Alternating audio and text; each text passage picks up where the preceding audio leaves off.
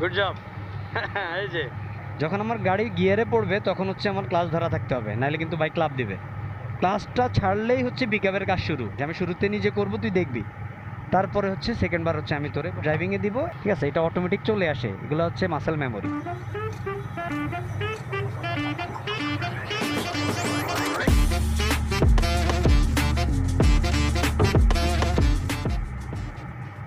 আমার ছোট ভাই আসছে, বাইক শেখার ইচ্ছা পোষণ করছে ও।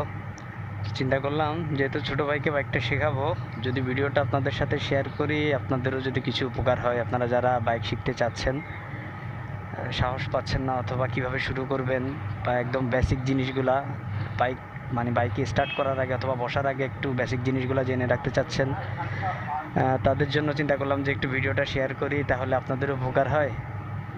আচ্ছা, ঠিক আছে। প্রথমে তুই আমার পিছনে উঠে বসবি, আমি স্টার্ট দিব। কিছু